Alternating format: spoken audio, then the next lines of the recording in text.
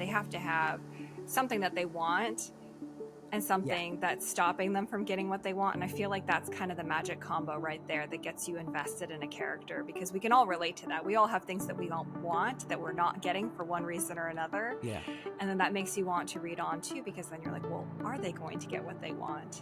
Pause, go back to what Andrea just said, because that's it. That's those are the magic words. Welcome to a very special episode of the Novelry on Writing. To celebrate our brand new prize, The Next Big Story, we've got 5 bonus episodes here to help you write a standout entry, delving into the 5 elements that make a story great. 1. Person. 2. Problem. 3. Place. 4. Plot. And 5. Prose. Now, we're going to dig into these in the next episodes, and you can watch them whether it's on your lunch break, whether you're out at work, whether you're cooking in the evening, wherever you can find the time.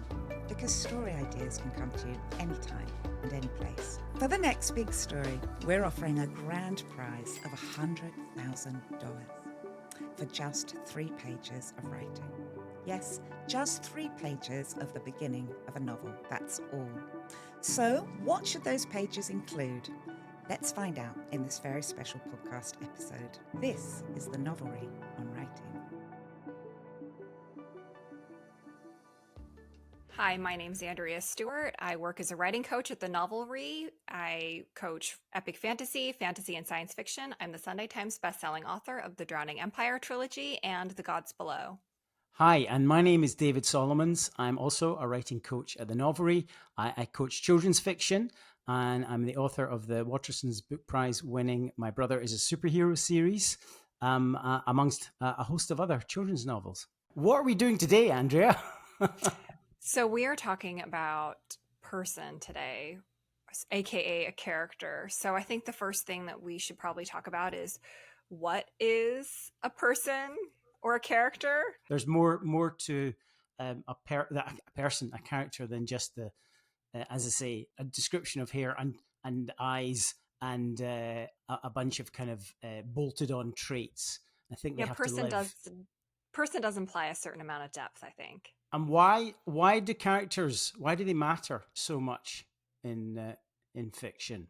Readers don't fall in love with clever plot mechanics, I don't think. I mean, I love a twist, don't get me wrong. I love to be taken and to be surprised, but readers fall in love with characters, right, Andrea? They do. I mean, I feel like, so for somebody like me who writes, science fiction and fantasy, yes, people love the big, interesting world concepts, but if you don't have a character to latch onto to understand these things through, I find that it's very difficult to grasp those things on their own anyways. And also, like, I feel like that's who we become attached to. That's who we understand the world and the story through. So if you don't have a character that you feel like you can understand, then it's really hard to understand the story itself. What about bringing a character to life right from the start? We're saying there's traits and there's description, but the other big thing is the voice of a character. So I wrote this kid's book, My Brother's a Superhero, and my entire career I maintain it starts from a single line, which is also the title. My brother is a superhero, and I could have been one too, except I needed to go for a wee, or in the American version, a pee. But as silly as that sounds, it's a first person, and it told you everything you needed to know, at least initially, about this character, and it was hooky and grabby, and it helped me sell a lot of copies. So I mean, that's a very broad way of talking about voice, but did you want to weigh in? Yeah, I mean, I think sometimes what happens is that people get caught in this kind of authorial voice where they are describing the world and the situation just in a very kind of flat way, like the way that they just see it. For voice to come through, I think the character really has to give their opinions about what they are seeing and how they are experiencing things. Yeah, and kind of take a stand and just show us what how they feel about their world and their position in it. Because I think one of the big missteps that I see is expositional dumps, backstory appearing too early. So we're talking about the beginning of your story, meeting your main character very early on, and there's a temptation to go, but let's talk about how I was born and how, to go way Yeah. back and find out what were the things that the triggers that got me to where where this character is today. And I think the short answer is that's to be avoided. Yeah, yeah. I think a lot of writers, especially starting out, and I did this too, right? I'm like, Yeah, okay, this is where they guilty. were born, this is how they grew up. And it's kind of this defensive reaction almost, like you want your reader to really understand your character and you want them to understand the world. And so you just like dumping all this information. And I think what a lot of beginning writers don't understand is that it's completely fine for your reader to be a little bit confused, because there are two sides to confusion, right? There's frustration and there's Mm, intrigue, and you want to really intrigue your reader. And sometimes if you just drop these little details about your character and who they are instead of just dumping it all in the yeah, beginning, then that leads to your reader being intrigued and wanting to read further. yeah. So I feel like people do themselves a disservice a lot of the Yeah. times when they It's info dump. It's a really good point. I mean, and I write for children. I think a lot of authors writing for children feel like, oh, I need to explain everything, because you're writing for, and actually, it can be further from the truth. I mean, the kids will pick up on stuff and they will note a phrase, and I mean, we're talking about a world of Easter eggs. They're so used to looking for the little buried treasure. You can get away with saying very little, and still absolutely have them follow the plot and be invested in the character from early on. I'm Jan Martel, the author of Life of Pi, The High Mountains of Portugal, and Self, and I'm delighted to be a judge for the next big story from the novel. My fellow judges and I are looking for fresh voices in fiction. No experience necessary. You could win $100,000 for just 3 pages of a story, and the opportunity to turn your story idea into a novel. So start writing and enter today. See the website for details, terms, and conditions. And speaking of investment, what about likability? This has become a thing, I would say, in recent years. The note that one often gets from an editor, if one is lucky enough to have an editor, is, could we make her a bit more likable? That that's so funny, because like I feel like there's been a little bit of backlash against that lately, just because I don't think a character necessarily needs to be likable.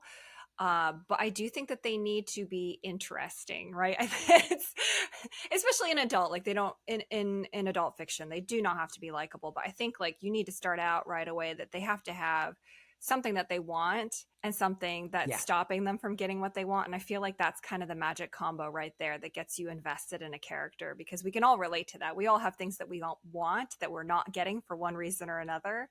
And Yeah. then that makes you want to read on too, because then you're like, well, are they going to get what they want? Pause, go back to what Andrew just said, because that's it. Those are the magic words. What do they want and what's standing in their way? And if you can write a book where those questions are answered almost in every page, or at least every chapter, my goodness, you're going to have a really compelling work. It sounds basic, but it's so hard to do. It is so um, hard. yeah. And one of the ways of doing it is that you can't have the same thing happening. You can't have, this is what she wants, this is in the way, she gets over it, and she does the same thing at the same level for the whole book. It's about growth, right? This is the thing, Right, about the character character arc. arc. And you want your character to be in one place at the beginning, emotionally, maybe physically, and by the end of the story have gone on this arc, this journey, and to be changed by the novel, by the story. I hate reducing it to that, but I guess it can be, right? Yeah, so with character arc, I think especially when you're looking at those first 3 pages, you have to make sure that your character, yes, they want something, yes, there's something stopping them from getting what they want, but also they are starting out with some kind of flaw or misconception about Mm. themselves or the world around them, and that's something that's going to be resolved by the end of the book. You don't have to resolve it in the first 3 pages, preferably do not, but you do want to keep that in mind. But yeah, you're right. Let's not call it arc then. Let's call it it's that initial trajectory. It's a launch trajectory, isn't it? It's about getting Yes. that sense of who they are and what they want and what's in the way very early on, and then you will hook your reader, and they will be invested in the story. How do you bring a character to life in those first three pages? We've got to see them make a choice, drop them into a moment where we see them in action, and that tells us so much about who they are, right from the beginning. Yeah, I mean, we talk a lot about agency, and I feel like sometimes people think that agency means like that they have to be like a real go-getter and in charge of the world, and but I really think agency is just about having the ability to make choices and just kind of seeing what your character does. I mean, what do you think as far as like what makes a character memorable to you if you are just reading 3 pages? I like playing with the tropes and the stereotypes, which can be dangerous because I'm not proposing that you write your character as a cliche, but if you're going to do that, then subvert it, and subvert it very early on. I think there's something familiar that can draw a reader in, thinking, "Oh yeah, I know who this character is. I know how she's going to react," and then she does something. She makes the choice that you didn't see coming. And I think that's really refreshing and exciting, and is also, it sets the tone for the rest of the book. Yeah, I often think of this kind of thing as like if you are meeting that character right away, it's almost like you're at a business conference and everybody's handing you a business card. Like, what is your first impression that you write down? And it's not until you talk to that person for longer that you start to understand why they are this way, or why they're dressing this way, or why they've behaved this way. Like if somebody's very loud and boisterous, then you have to ask yourself, well, what's behind that? Like, yes, this is the first impression that you're getting, but did they grow up in a large family where they feel like that's the only way that they could be heard? I mean, this is when you start to introduce the backstory. It's after you get that first impression. Yeah, and they don't have to be right. They don't. And we're talking about likability, but they can also make terrible mistakes. In fact, it's often more interesting if right out at the start they do something egregious, and and you're reading it with your head in your hands. So they don't have to be heroic or correct or kind of just perfect. In fact, far from it. That's a classic, isn't it? To have a flawed character, and to see how that flaw works on them through the story, and how they get past it, or how they, if it's tragedy, how they can't get past it, and how it brings them down ultimately. Okay, so we've been talking about person, about the character, about meeting him or her in the first few pages, and I want to leave you with a writing prompt that will hopefully help you get started with your own character. So I want you to pick a character you love, either one you've read or one you've written, and ask, what do they want? What are they afraid of? What's the one thing they'd never admit? And write a short scene where they act in a way that reveals all of those. And I'll go ahead and leave you with a prompt as well. And this is helpful in finding your character's voice. So I want you to find a picture online that looks like one of the settings that you have in your story, and to pick 2 characters from your story and have each of them describe that setting, because they each should be describing it in very different ways. That's very good. Well, thank you for joining us on this podcast about person, and I wish you good luck in your own writing. So best of luck and happy writing. Thank you for joining us today.